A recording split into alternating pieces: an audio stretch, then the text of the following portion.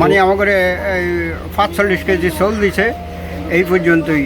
আর তাকে কাছে রিকোয়েস্ট করছি যে আমাকে খালি চাউল দিলে বা আর কিছু খাইবার জন্য দিতে হবে না। বঙ্গোপসাগরে মাছ ধরার 65 দিনের নিষেধাজ্ঞা চলছে। ইলিশ সহ অন্যান্য সামুদ্রিক মাছের প্রজনন রক্ষায় এই নিষেধাজ্ঞা চলবে 23 জুলাই পর্যন্ত। এর ফলে কক্সবাজারের জেলে পরিবারগুলো চরম সংকটে পড়েছে। জেলেরা জানান মাছ ধরাই তাদের একমাত্র জীবিকার মাধ্যম। ফলে দীর্ঘ এই নিষেধাজ্ঞায় আয়হীন হয়ে পড়েছেন তারা।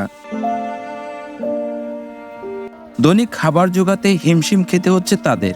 জেলেদের অভিযোগ সরকারি সহায়তা অপর্যাপ্ত। অন্যদিকে অনেক প্রকৃত জেলে কার্ড না পেলেও যাচাই বাছাই ছাড়াই জেলে নয় এমন মানুষেরা সরকারি সহায়তা কার্ড পাচ্ছে। যারা মূলত এই জেলে কার্ডগুলো পাইছে তারা কিন্তু অরিজিনালভাবে জেলে এখানে নির্ধারিত করা যায়নি।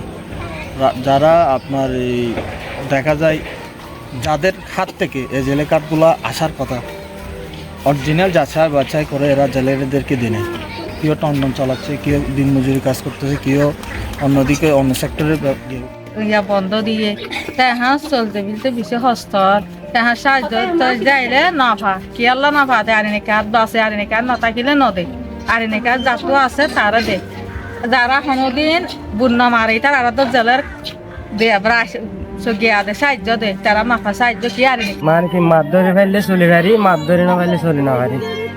তখন আরো অনেক কষ্ট পাই। কিও জ্বালা হাজ করে কি রিক্সা চালার, কি মারি হাড়ের, কি টমটম চালার, এই তো এইভাবে হাড়ার দেরি মানুষের দিন হাল। আর পঞ্চাশ জালটুনে খাইলে খাই না খাইলে না খাই আর কান হনা সাজ করে না পারে। তো এখন জালটুনাই বন্ধ, মাছ টাছ চললে জালটুনা কিছু তোরা মোরা ভা নইলে না ভা।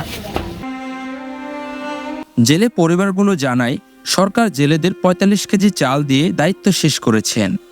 চালের সাথে নিত্য প্রয়োজনীয় দ্রব্য ও দৈনন্দিন খরচ মেটাতে পারছে না তারা। সাগরে মাছ ধরার বন্ধের সময়ে বিকল্প কর্মসংস্থানের ব্যবস্থা করার দাবি তাদের। এই কষ্ট মষ্টে কোনো রকম পার করছি আর কি। মানে আমাকে 45 কেজি চাউল দিছে এই পর্যন্তই।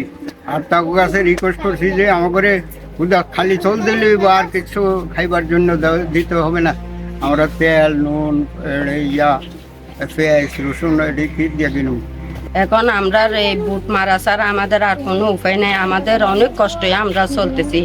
আপনারা যদি পারেন আমাদেরকে যদি সহযোগিতা যদি করতে পারেন আমাদের অনেকগুলো উপহার হবে, বুঝছেন।